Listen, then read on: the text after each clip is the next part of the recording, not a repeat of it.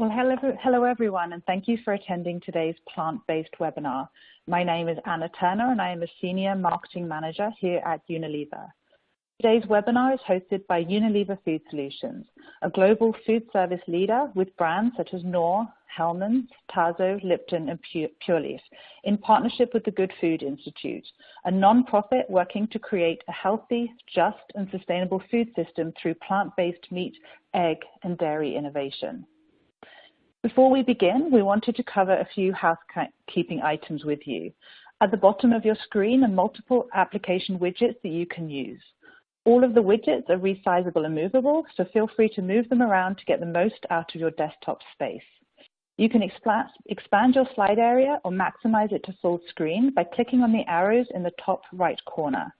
If you have any questions during the webcast, you can submit them through the Q&A widget. We'll try to answer these during the webcast, but if a fuller answer is needed or if we run out of time, it will be answered later via email. Please note that we do capture all questions and this session is being recorded. You can find answers to some common technical issues located in the Help widget at the bottom of your screen or the Troubleshooting Guide in the Resource Center. An on-demand version of this webcast will be available and sent to your inbox approximately 24 hours from now. So with the housekeeping items taken care of, let's move on to the webinar, the reason that we're all here together. We've got some great speakers for you today. First off, you'll hear from Joy Dubois, who is our Head of Nutrition and Health External Engagement here at Unilever North America. Joy received a PhD in Food Science from the Pennsylvania State University, a Master of Science degree in Food Science at University of Georgia, and a Bachelor of Science in Nutrition and Chemistry at Hood College. Dr. Dubois is a registered dietitian and completed her dietetic internship at the University of Michigan Hospitals. Next, we have Zach Weston. Zach is from the Good Food Institute and is the Corporate Engagement Specialist. He consults with leading food service operators and restaurant chains to help increase the quality and quantity of their plant-based offerings and meeting the growing consumer demand for plant-based foods. Also from the Good Food Institute, we have Alison Rabschnuck. Alison leads the Good Food Institute's corporate engagement team and brings more than 2 decades of advertising, marketing, and sales experience to GFI, working with brands including Taco Bell, Gap, and Parents Magazine. Then last but absolutely by no means least, Chef Rudy Smith here from Unilever. During his career spanning more than 40 years, Chef Rudy has held executive chef positions in several independent fine dining restaurants, as well as club and resort properties across the US. Chef Rudy taught at the Culinary Institute of America for several years before joining the Unilever culinary team in 2006. Chef Rudy loves working with operators and has a passion for food and cooking that he loves to share. I'm sure you'll all enjoy hearing his perspective on plant-based foods today.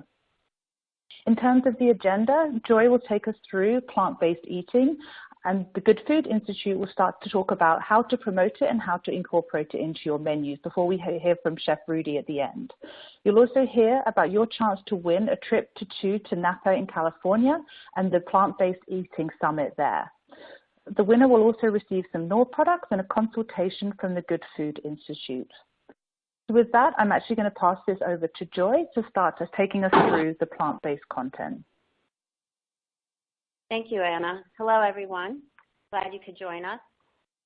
So let's first start to talk about the Sustainable Living Plan from Unilever. This was launched in November of 2010, and in order to realize sustainable growth, we began integrating sustainability into our strategy, brands, and innovation.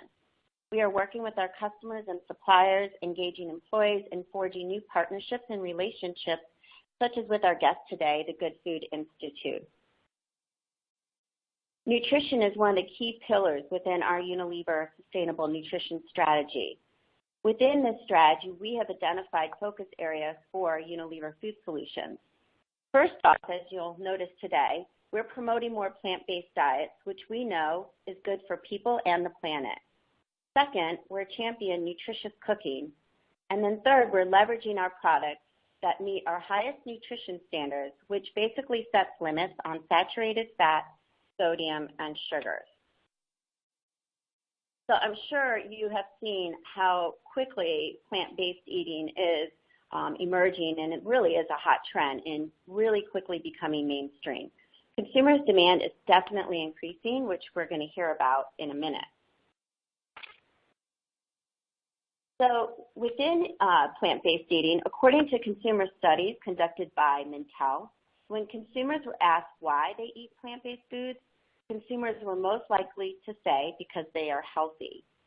Improving overall health also is one of the top drivers among those who have increased their consumption of plant-based foods in the past year. But we also know that within the area of health, there's various reasons consumers choose plant-based eating, such as to lose weight, which is one of the top reasons. So diving a little deeper, you may be wondering which type of consumer is really looking to try to include plant-based foods in their diet. And although 22% of consumers limit their meat, poultry, or seafood consumption, only 7% avoid them altogether.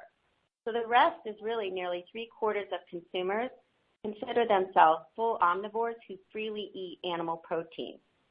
Regardless of the diet they practice, however, more than half of consumers say they are eating more fruits and vegetables than a year ago, and at least 1/4 say the same for whole grains, dairy-free milk, legumes, and seeds, which is music to my ears as a dietitian.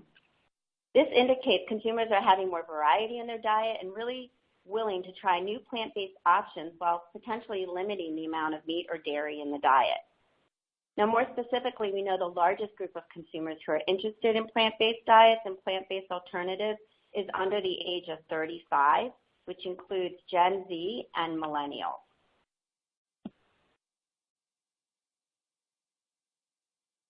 So let's look at some common terms that are used within plant-based, because some of us have different definitions. So just to level the playing field here, let's call out a few of these. So you'll see there's quite a few listed here. So let's just highlight a few that we'll be talking about today. A plant-based diet. So that's a diet in which plant-based foods are the primary source of nutrients and ideally at least 2/3 of foods consumed. Another one I'd like to point out is Flexitarian, which is really taken within the nutrition world. It's largely a plant-based diet that incorporates small amounts of meat, so it's that flexible eating plan, if you will.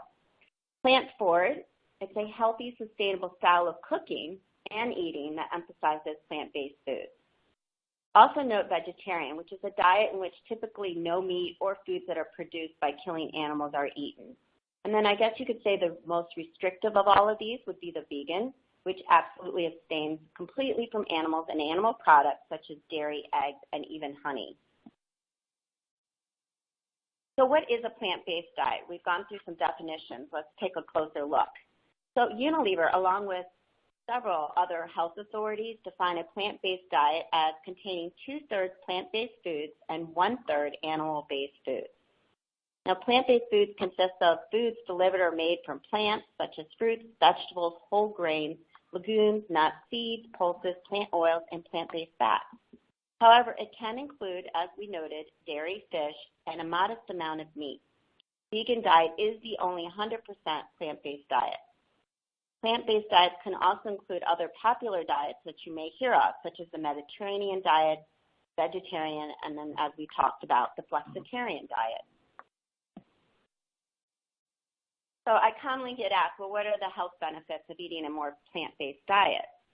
Well, overall, plant-based eating pattern has been associated with a reduced risk of chronic disease, including type 2 diabetes and heart disease, as well as contributing more vitamins, minerals, and fiber to one's overall diet. This eating pattern really tends to increase and include more fruits and vegetables, which can help increase your intake of nutrients such as vitamin C, potassium, magnesium, and fiber. And we can't forget about those plant compounds that are also provided, such as what you may find in tea, fruits, and vegetables, which are called flavonoids. Iron can be found in dark green leafy vegetables, lentils, tofu, grain, nuts, and seeds, while calcium can be found in foods such as kale, broccoli, and almonds. And I called those two nutrients out, iron and calcium, because I often get asked what nutrients may be lacking in a plant-based, and we know you can meet those. Good fats such as monounsaturated and polyunsaturated fats can also be found in vegetable oils, nuts, seeds, and foods made predominantly of them, such as dressings and mayonnaise. Plant-based eating can provide high-quality protein coming from a wide variety of foods, including legumes, chickpeas, various beans and nuts, lentils, seeds, and soy, along with protein-rich whole grains such as quinoa, barley, or amaranth.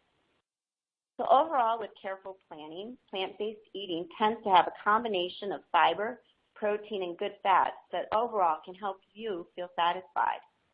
And then, of course, we know that there are environmental benefits to consuming a plant-based diet, which has really started to catch wind within the scientific community. Just of late, the Eat Lancet report really connected a plant-based diet with the impact on the environment for it to be good. So with that, I'd like to turn it over to our next speaker. Thank you, Joy. I'm Zach with Good Food Institute, and we're going to be looking over the next couple minutes at some of the trends behind and what's driving plant-based food adoption amongst consumers, as well as some recommendations for how to put it on their menu. So we'll jump right in here to some of the recent studies looking at just how widespread of a shift this is. It's no secret, and it's certainly easy to see that a lot of consumers are interested in putting more plant-based foods in their diets. So over 1/3, according to Nielsen, are actively trying to incorporate more plant-based foods in their diets. And over half, according to Ipsos, are trying to consume less meat, dairy, and eggs and include more plant-based foods in their diet as well. So there's certainly demand from consumers, or at least an interest from consumers. While, of course, not everyone who indicates on the survey that they're interested is going to make that decision, it still indicates that for a supplier of food or meals, there's an opportunity here to meet this aspiration. What's really driving this trend forward as well is, as Joy alluded to, Flexitarians. So the recent market growth that we've seen from plant-based foods, and particularly plant-based meat, egg, and dairy alternatives, is coming from mainstream consumers. It's coming from a much larger segment of the population that is represented by niche diets such as vegetarianism or veganism.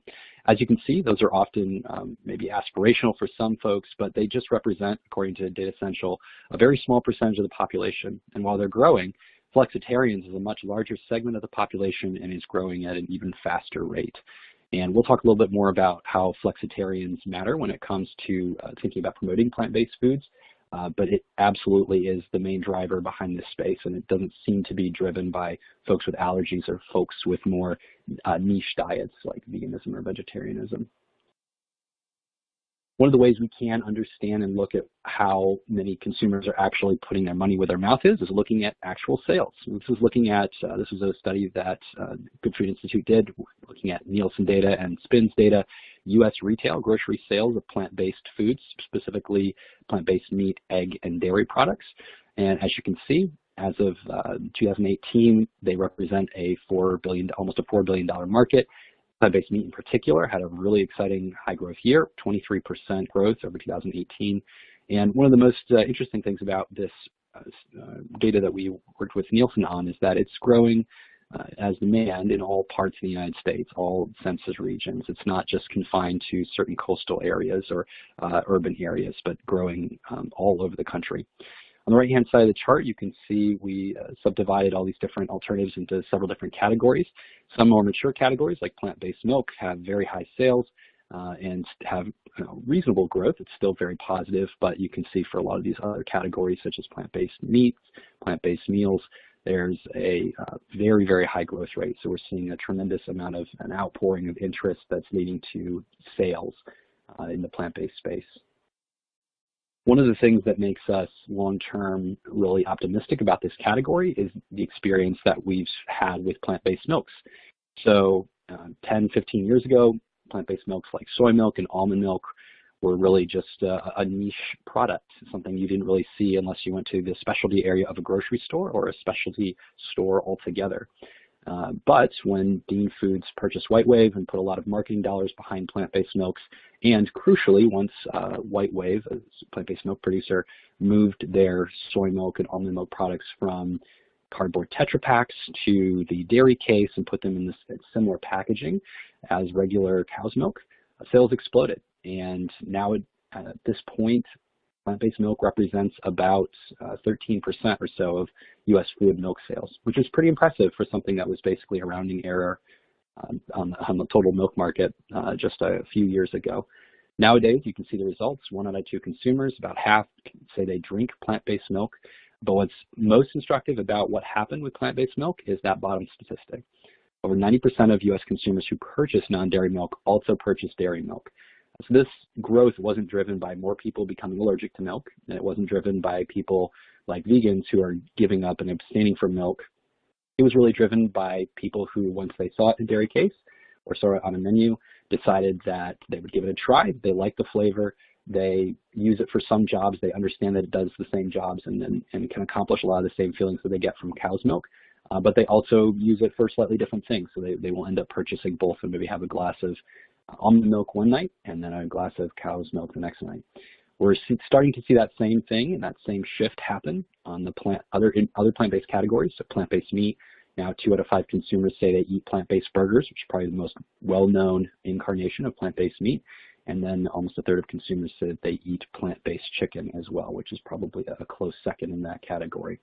So the long-term success of plant-based milk and its continued growth prospects, which it's still growing as a category, keep us really optimistic for other plant-based categories such as plant-based seafood, chicken, pork, etc.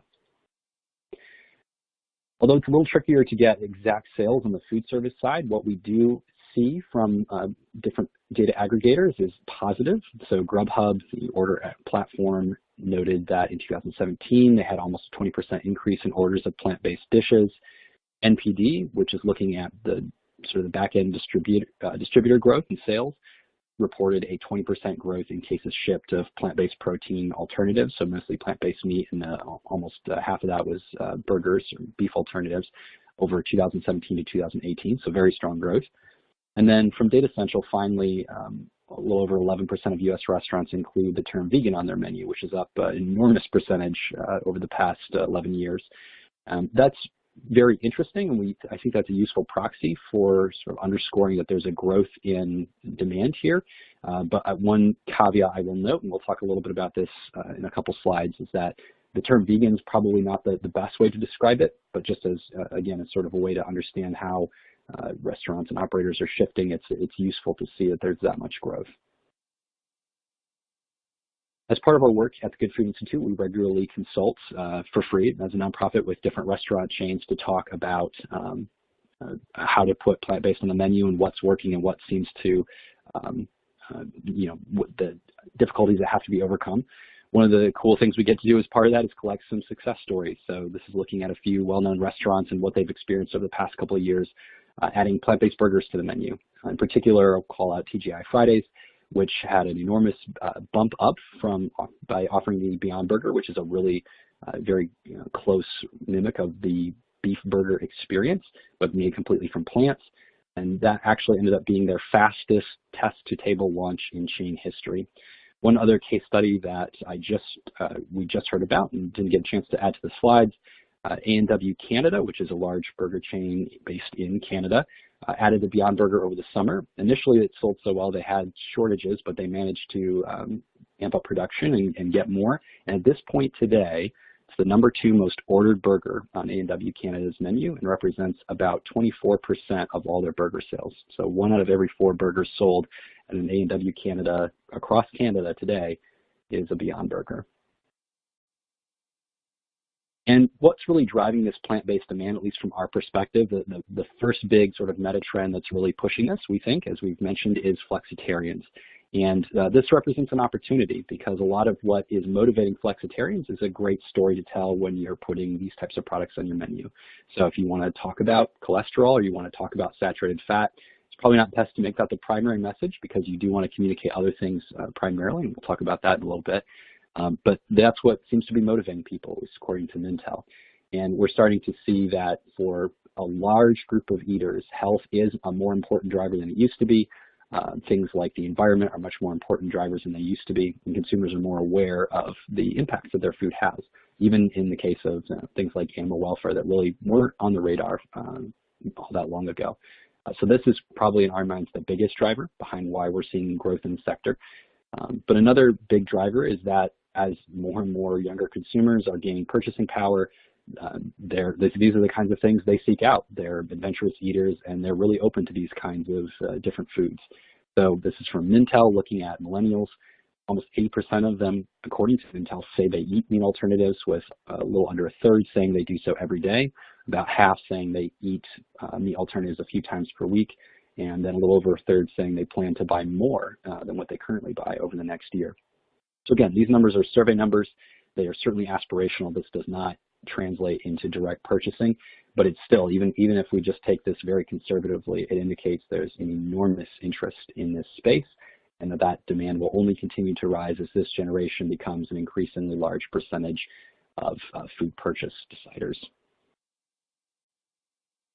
This is another study from Matson looking at why people choose plant-based foods more often. And as I alluded to, and this study confirms, the biggest cluster for the top 5 reasons here is around health. I want to feel better. I want to lose weight. I just have a nutritional something that I'm trying to get from plant-based foods. And things like the environment are coming in sort of second, or that's sort of the second cluster.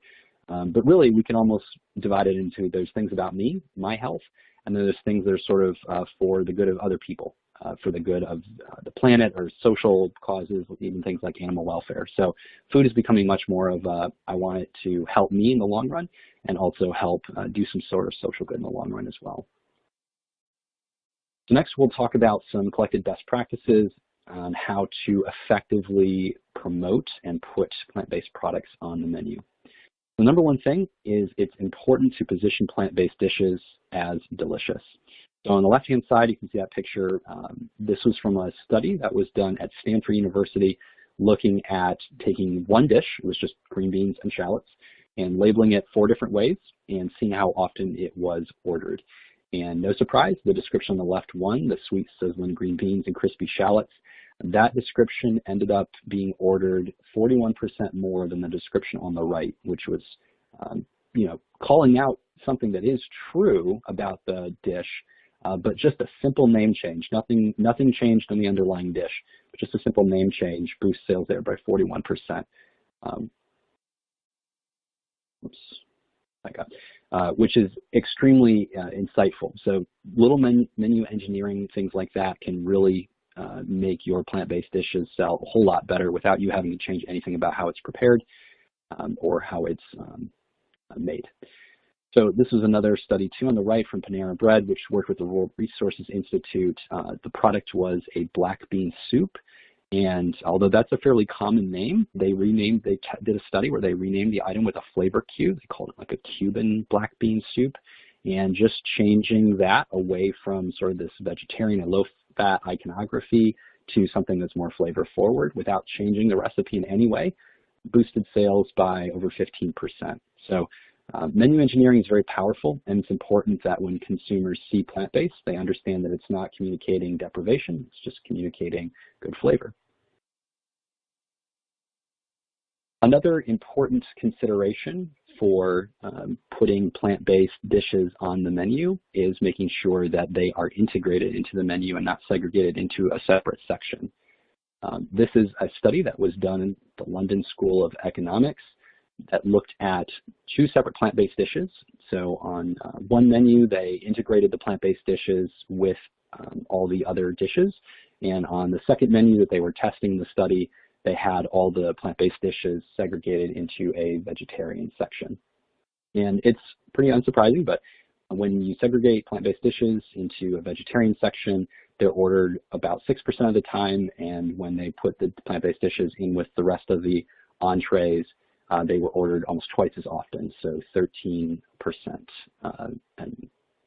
is when they were ordered. So what that tells us is that for a lot of consumers, even though it might be accurate to say that plant-based dishes are vegetarian or vegan, most consumers really just don't answer to that label. And so when you put it in that section, it really just sort of communicates it's not for them, whereas putting plant-based dishes together in a section with all the rest of your entrees communicates that, yes, as a consumer, this is for me. It's going to do some of the same jobs I expect other entrees to do. It's going to be just as delicious as all the other dishes that I expect from this restaurant or from this operator. The next thing that we'd recommend with when you're thinking about labeling and positioning plant-based products, is to use caution with vegan or vegetarian labels. So as I alluded to, when you put in a separate section, it often sort of segregates it from people's minds and they don't pay attention to it. Vegan and vegetarian really does the same thing if you put it in a title or a menu description.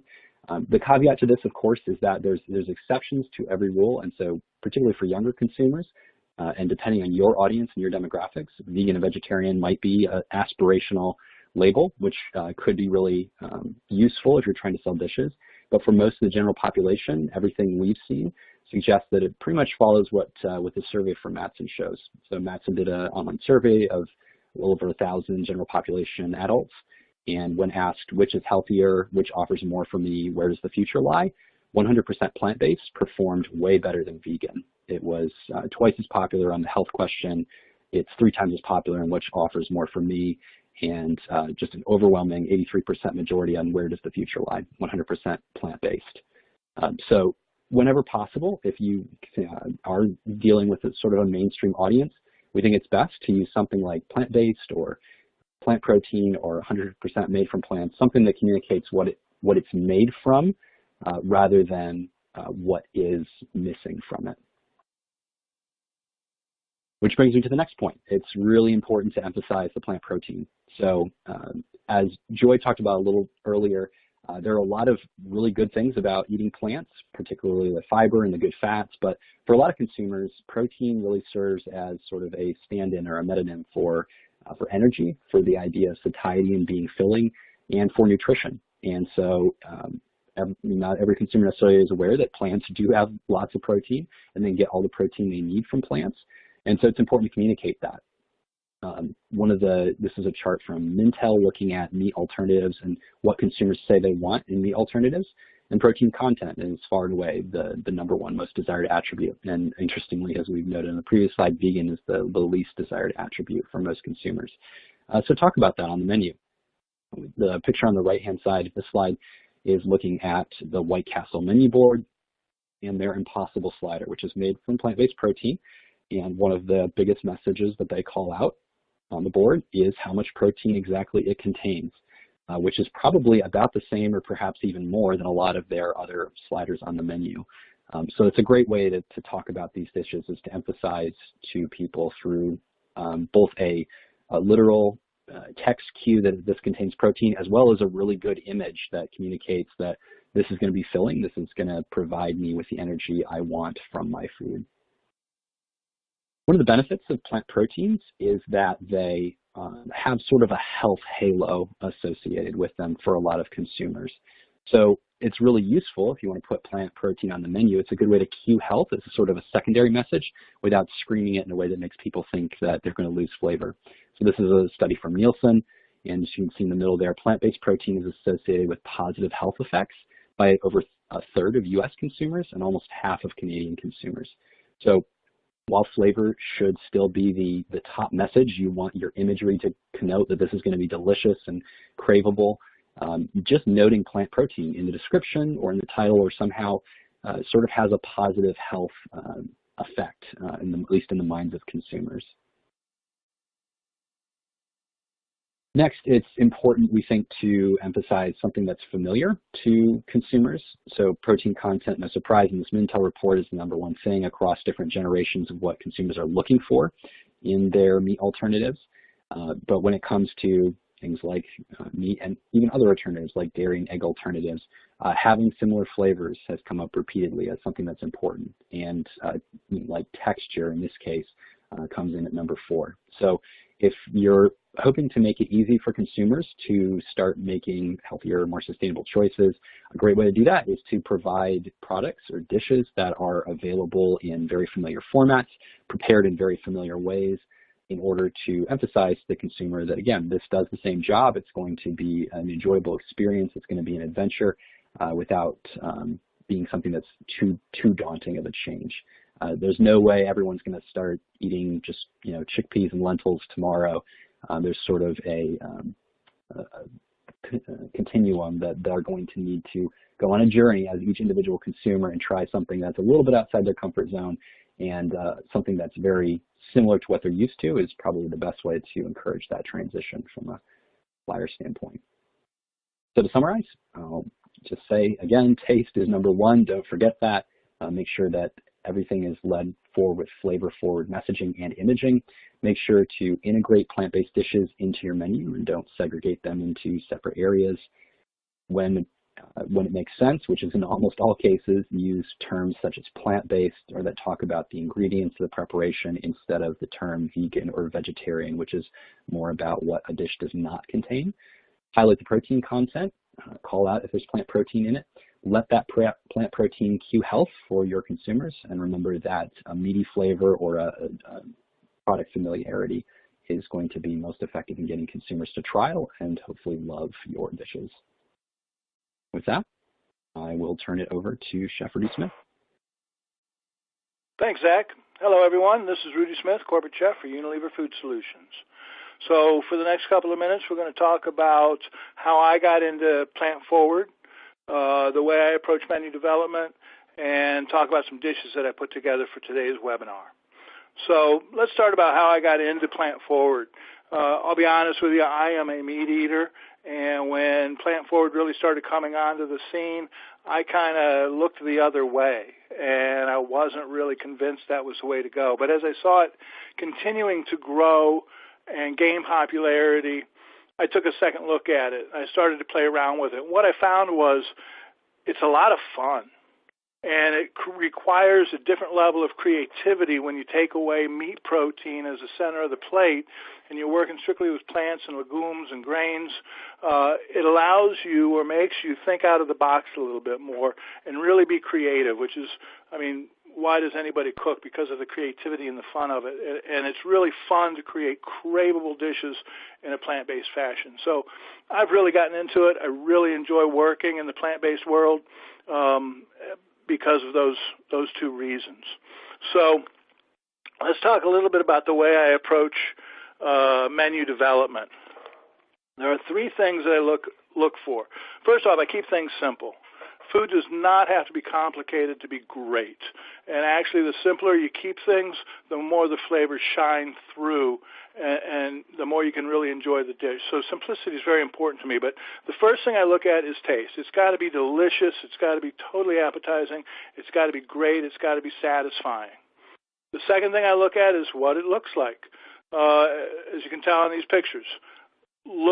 It needs to look craveable, it needs to look appetizing, it needs to look beautiful, and I advise, if possible, if you use pictures in your menu at all, that you highlight one or two of your plant-based dishes in your photographs. Photography speaks 1,000 words, and when you see dishes and see how good they look and how appetizing they are, you want to eat them. And the third thing I look at is the description.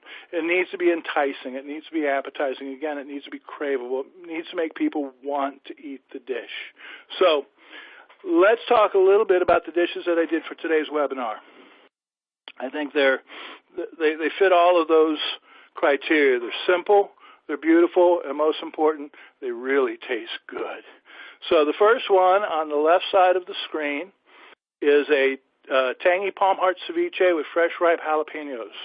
A very simple dish, a handful of ingredients, but it packs enormous flavor. It's got great textures. We use a little mayonnaise in there to give some of that satiety and richness. So it's really just a great, great dish. The second one on the top corner, the red one, is a fresh beet carpaccio, a cucumber, and a charred tomato and lemon vinaigrettes. So again, simple, clean flavors, beautiful flavors, great textures. And then the last one at the bottom of the screen is a seared jackfruit crab cake. Again, simple ingredients, simple textures, great flavors, and something everybody can enjoy. So that's really what I wanted to talk about, how I approach the menus. And with that, I'll pass it forward. Thank you, Chef Rudy. Those are some delicious looking and creative dishes. I'm Allison Rajnuk from the Good Food Institute. And as Anna mentioned at the beginning, one lucky winner will be chosen from today's webinar to attend the Culinary Institute of America's first ever global plant-forward culinary summit in Napa, California. The winner will receive round-trip airfare, hotel accommodations, and the registration for the summit. The winner will be selected and contacted directly sometime next week. At this hands-on summit, you'll gain insights into winning menu strategies from the world's foremost chefs and experts. And you'll also leave with dozens of new recipes, innovative techniques, and strategies to help drive your bottom line. I'm also happy to report that all webinar registrants will be receiving samples of Unilever's recently rejuvenated Knorr products, which include vegan, low-sodium brown gravy and cream soup base. We also encourage you to visit the Unilever Food Solutions website at www.ufs.com for chef inspiration and recipes. You can stay up to date with Unilever's latest products and plant-based trends by receiving their newsletter and following them on social media. For the one lucky winner, we're also excited to give away a free 2-hour consultation with us at the Good Food Institute. Jack and I work with restaurants to help them understand the consumer shift to plant-based eating, and we offer many resources to help you offer compelling plant-based choices to all consumers, whether they are vegan, vegetarian, flexitarian, or meat lovers. To learn more about the work we do, please visit www.goodfoodscorecard.org, which is where we rank the top 100 restaurant chains based on their plant-based offerings. You'll see the recently released results of our latest evaluation, which shows that 45 of the top 100 chains don't have a single plant-based entree, so there's a lot of opportunity. We are currently working with some of them to show them how to capitalize upon this dietary shift to plant-forward eating. On that website, you'll also find a plant product database that will show you all the many plant-based ingredients available via food service distribution, like plant-based meat, dairy, eggs, condiments, and more. And you'll find creative ideas for plant-based entrees from restaurant menus around the country. As Chef Rudy said, we encourage you to go beyond the veggie burger and think outside the box. If you look at the most common menu items, many of them can be modified to become plant-based. If you think of wraps, subs, sliders, tacos, pasta, pizza, all of those entrees can be made plant-based using products from the companies listed in our database or by using whole food ingredients. We also feature case studies about restaurants like TGI Fridays, Pret A Manger, Panera, Umami Burger, and more about the sales lift they experienced after adding plant-based entrees. And lastly, you can find the details of some of the research Zach mentioned in this presentation about how to market and position plant-based foods on your menus. Once again, the URL is goodfoodscorecard.org. Now I'll pass it on to Millie, who will address your questions. Great, thank you, Allison, and thank you to all the presenters. So now we've received some questions in the Q&A box, and just as a reminder, if you have any questions, please feel free to throw them in there, and we would be happy to answer them. So our first question is for Joy. The Eat Lancet report suggests much less than 1/3 of animal products. What do you say about that? That's a great question, and yes, you're correct. Compared with current diets, the new recommendations in the Eat Lancet report basically state by 2050 it's going to require global consumption of foods such as red meat and sugar to decrease by more than 50%, where you're getting recommendations to significantly increase nuts, fruits, vegetables, and legumes, actually up to 2-fold of an increase. I think what's important to note here is that, the challenge is really, and the opportunity for all of us, is really to make tasty plant-based products and recipes affordable for everyone. And so we're really, here in North America, we typically consume almost 6.5 times the recommended amount of red meat, so it will take a shift, but I do feel that offering plant-based items provide variety in the diet and the nutrients as we discussed. So it is a shift to reduce the amount of meat consumption and even sugar, according to the Eat Lancet. But it's all about that variety in the diet and really having a more sustainable approach to dietary habits. Great. Thank you, Joy. Our next question is for Zach. How do plant-based diets actually reduce water and waste? Yeah, that's a good question. So plant-based diets can reduce water usage and really a lot of different forms of waste because there are just more efficient ways to process plants into nutrition things like protein than how animals do it. So a great example of this is chicken. So chicken is probably the most efficient meat that we commonly eat in terms of a feed conversion ratio. But even after decades of work in trying to make chickens optimal converters of feed crops like corn and soy, et cetera, into meat, we still have an 8-to-1 ratio. It takes 8 calories of energy into a chicken in the form of feed crops to get 1 calorie of energy out in the form of meat. So I know food waste is a really popular topic, and something like 1/3 of food is wasted after it reaches the consumer, or something like that, which is really an important issue to address. But here on the production side, that's really hidden from most people and even from a lot of operators, is 800% food waste. So if it takes 8 calories of plants in to get 1 calorie of meat out, that means that instead of just feeding those plants directly to humans or processing them into something like a veggie burger or a veggie meat or a veggie egg or a veggie cheese alternative, for example, instead of doing that, we have to grow 8 times as much crops. We have to transport those crops, which uses fossil fuels. We have to use 8 times as much water, which is where a lot of the water waste comes in from a lot of these foods, animal agriculture foods. We have to use 8 times as much herbicides, pesticides, fertilizers, et cetera. So there's a lot of waste, food waste, built into the food system before it even reaches consumers, and it's often pretty hidden, but that's some of the biggest forms of waste that we can eliminate. And it shows up. Other forms of animal protein are even more inefficient. So beef is a good example of this. It takes about 112 liters of water to produce 1 gram of protein from beef. And then if you look at the opposite end of the spectrum, just growing vegetables, it's going to take 26 liters of water to get that same 1 gram of protein. And that's not counting all the other nutrients as well. That vegetables are mostly fibrous weight. So that's where the benefits come in from a plant-based diet. From a sustainability standpoint, it's just the efficiency of converting feed crops into food. Perfect. Thank you, Zach. Our next question is for Joy. Have you uncovered with this diet the need to educate consumers on vitamin B12 intake? That's a good question. Whoever asked that is obviously up on their nutrition. So basically, a well-planned plant-based diet can provide adequate nutrients, and we went through some of that during my presentation. Now, we know that vegetarian and vegan diets may be low in certain nutrients like B12 because B12 isn't provided in plant foods.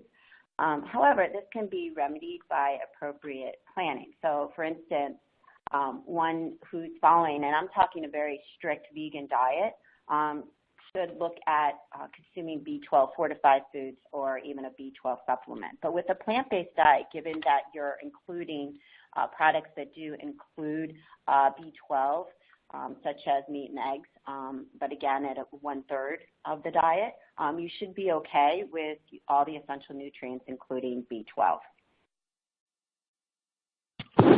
Perfect. Thank you, Joy. The next question is also for Joy. Is plant-based healthy if there is still refined sugars and other preservatives? So I think what's important to note is the balance and the variety within the diet. With refined carbohydrates, we're mainly targeting added sugars, right? So the recommendation is to keep 10% of your added sugars of calories reduced. And I think that is totally achievable with plant-based. We actually know based on research that those who eat more plant-based products tend to have overall healthier diets with a reduction in refined carbs. I think the heart of the question is some of the products that we're seeing on the market, one may question some of the ingredients that are being put in there, and they have their role to play from an ingredient functionality standpoint. But in the context of a total dietary pattern, I do feel like these foods are engaging the consumer to try these foods and hopefully shift them over to a more plant-based diet that, again, would include fruits, vegetables, and whole grains and all the other protein sources that we also talked about. Okay, perfect. And another question for Joy. What tips do you have for introducing plant-based foods to school-age children? Another great question. We know that basically consuming a healthier diet earlier in life can really set that child up for an overall healthful, lifelong habit. So it's great to have them be introduced to these foods early on. I would say that a lot of times I hear from parents, oh, they tried it once and they rejected it. And we know research indicates that it can take nearly 20 times for a young child to taste these foods and like them, because actually taste buds turn over frequently. So don't get discouraged. Keep trying them. The other thing I would say is the fact that on a menu, as all the things that Zach had noted, this applies to children as well. So I know calling the menu options something unique that's appealing to a child will get their attention as well as the parents. So be creative in naming of these menu items, as well as how they are prepared and presented to the child. A lot of times the way that they're presented may not be suitable for a child. So make sure that it's appealing both in reading the description as well as how it's presented on the plate. Bright colors, things of that nature that would really attract the child to want to try these options and hopefully then continue ordering them. Perfect. Thank you, Joy. Our next question is for Allison. Any plans to provide plant-based product guidance to your grocery retailer partners? Sure, that's a great question. That is some of the work that we do at the Good Food Institute. So a few of our staff members work with some of the largest grocery chains in the country right now to help them understand a lot of what Zach presented in today's presentation about the drivers of consumer demand for these products and the motivations. So the conversation with retailers is really around not only the assortment, so presenting them with the full product assortment of plant-based foods. Many of them have a pretty small assortment, so it's helping them understand all the many companies that are making these products. But even more importantly, we believe it's about the location of these products. So in many grocery stores today, in order to hunt down some of these plant-based alternative products, you have to go to a small, vegan section. It might be stuck in the corner with the all-natural products. And unless you're really going out of your way to find them, you're not going to know about them.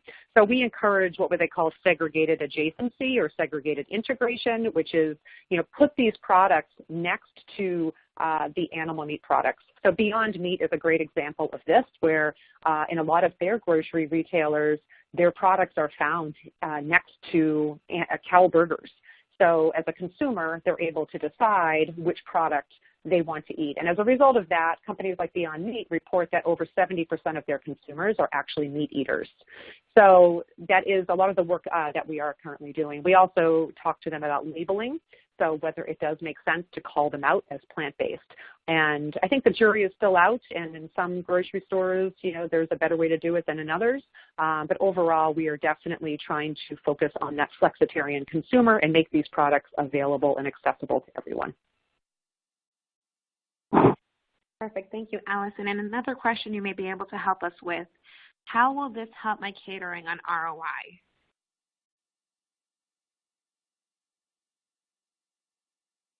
Could you repeat that question? I can take that one. Great. Hello? Hi, Chef. If I can take that question, being that it's about the return on investment as far as your catering goes. ROI, getting a good ROI with plant-based foods is just a natural end result.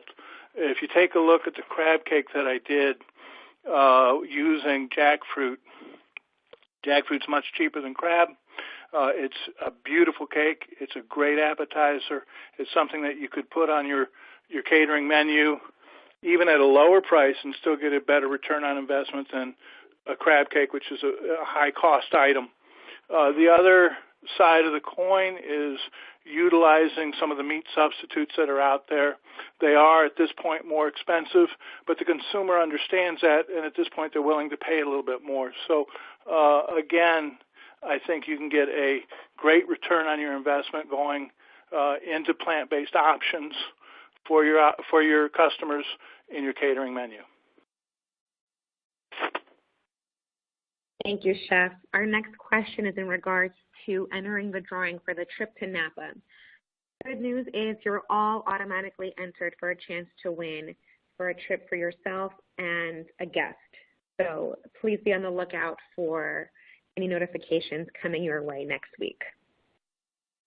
The next question is for Zach. How do you tell the story and romance these popular products? Yeah, that's a good question. I'm going to assume that it's related to some of the, maybe like the higher profile plant-based proteins. And so the best way to really tell the story is to, understand what your consumers are into. If sustainability is a big driver for your consumers, and you decide to put, say, the Impossible Burger on your menu, or a crumble or something that's made from Impossible Burger, or something like Beyond Burger, you can tell your consumers. You can work with those suppliers to help them do these calculations. But at least here in the U.S., according to a life cycle analysis, every Impossible Burger that's consumed instead of a beef burger saves the greenhouse gas emissions equivalent of driving almost 20 miles in your car. So that's a really easy to understand piece of information that for many consumers would be kind of a nice bonus to something that they're enjoying a burger for dinner, and they can think that, oh, this is something that reduces my greenhouse gas emissions a little bit. So it really, if you're going to tell the story effectively, you just need to understand your audience and what motivates them. We think at the Good Food Institute that sort of the fundamental drivers of consumer interest and decisions in food are going to be taste, as we alluded to, and price is going to be another important consideration. There's certainly an interest in paying a little bit more for something that's a little bit better in certain demographics, in certain segments of food service. So you can totally lean into that with some of these new proteins. And then the third thing, of course, is making it convenient, easy, accessible, like we said, making it a format and a sort of everything that's familiar to the consumer. And once you do that, yeah, there's some really cool stories that you can tell about, as I alluded to, sustainability. You can tell a really cool story about health if you want to talk about the fact that, this is a burger or chicken that is going to be, low to no cholesterol. It's going to have a lot more fiber than, say maybe a meat product it replaces. It's going to have a much healthier fat profile. Not every consumer group is interested in that sort of thing, and that's certainly not the kind of messaging maybe that you want to lead with as a primary message, but it still matters to a lot of people, and there are ways to use, everything about how you're describing plant-based foods, the pictures, the titles, the descriptions, to really tell a cool story, and in particular a story that emphasizes that this is for you. If you're a customer in this establishment, this product can be for you. And when you eat it, you're doing something good, not just for yourself, but for really a variety of different social causes. Thank you, Zach. Another question for you. Do you support certification logos on menus and labels, such as plant-based, vegetarian, etc.? Yeah, those can definitely have a place. So having a certification can be useful for certain groups of consumers. And I would just say it basically that would be useful with regard to your consumer base. So if you have a lot of people who are concerned about the halal status or the kosher status of your food, it's important to get that certification. And I would say the same thing for any other certification related to plant-based. But I think for most people, most consumers, they try plant-based because it looks good. It's within their price range, and it's available. It's on the menu or available for them to order in some way, and then they have some sort of positive maybe health or environmental sustainability association. So if you're doing that, I think that is really going to drive purchase intent, and it's really not going to be a problem. Perfect. Thank you. Our next question, Joy. Are there any emerging trends or diets that view plant-based food more as medicine than just nutrition and energy? That's a very interesting question. I think if you go back to Hippocrates' days where he said, let food be thy medicine and medicine be thy food, this is actually getting at the heart of it. With the research that we know, a plant-based diet that is composed of the fruits, the vegetables, the whole grains, and the lean protein sources that we had talked about, we know that it can have a reduction in chronic disease. I'm not aware of any specific trends that are looking at that, noting it as any type of trending diet. However, I do say that based on everything we've heard today, plant-based eating is kind of that wave of the future, and many of the diets like the Mediterranean, the Flexitarians fit right in with that. So, yes, having these components within your diet really sets you up for a healthier lifestyle. Great. Zach, in regards to labeling, were the consumers who were polled reflective of the population, or were they just vegan? The consumers that were polled in each of the studies that we referenced were reflective of the general population. So that wasn't selecting just for a particular type of dietary pattern. So it seems like every study that we've seen and most of the information that we've heard is for a general consumer, they're going to be just more likely to try something and probably to enjoy it if it's labeled in a way that they're comfortable with. And so, to answer that question, it wasn't just a small subset of consumers. It was Gen Pop. Perfect. Another labeling question. With clean labeling gaining growth, how does the Impossible Burger rate when half of the people can't understand the ingredients? Yeah, that's a really good question too, and definitely one that comes up pretty frequently. So, certainly for a lot of these certain types of meat alternatives, you're looking at a long ingredient list because they're trying to make plants sort of mimic the whole experience of say a burger, and that doesn't just come super easily sometimes. Sometimes it does require a lot of different ingredients. So we really view different types of meat alternatives as doing different jobs. So for a lot of people, as Joy alluded to, we're really trying to shift most of the population to eating more plant-based foods. Maybe not, most of them are not going to do that exclusively, but they are going to, we want them to eat more of that. And so we're just not going to be able to get people to do that, though, by expecting them to switch from a really, delicious and decadent, say, beef burger with the delicious umami and the saturated fat and cholesterol profile, and then offer them just a bunch of chickpeas and expect them to do it, to make that switch instantaneously. There's going to have to be some sort of products that bridge that gap, and sort of that's where we really view the role of things like the Impossible Burger or Beyond Burger. They are definitely, there's a decent amount of processing that goes into them, just like processing that goes into regular beef burgers. But what they end up doing is they sort of introduce the idea to a consumer that, I can get energy from this. This is delicious and filling and satisfying. And then maybe they're more willing at that point to then try like the plant-based ceviche that Chef Rudy shared. So that's one sort of category of plant-based alternatives that, yes, while it's not the healthiest it could be and doesn't have the cleanest label, it's still a really positive step.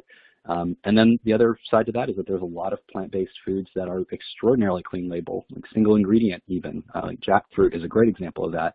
Single ingredient that you can use in things like pulled pork alternatives, or in the crab cakes like Chef Rudy shared, or products like tofu if it's cooked right, tempeh, seitan, etc. So a lot of plants can be used in ways that are really healthy, extremely clean label, obviously really inexpensive to make.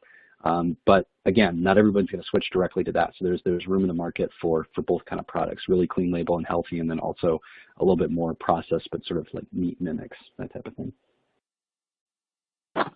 Perfect. Thank you, Zach. Well, we're just about out of time, and we really appreciate all of your questions. What we'll do is answer all questions that we were not able to address right after this call. And just as a reminder, you'll be receiving samples. We would love to hear your feedback. You'll be receiving all of these assets and information via email with a recording in case you would like to rewatch anything. And like I mentioned, please be on the lookout for a note next week to see if you are the lucky winner to win a trip to the Global Plant Forward Summit in Napa, California. Thank you so much for everyone's time, and I hope you enjoy the rest of your day. With that, this concludes this webinar.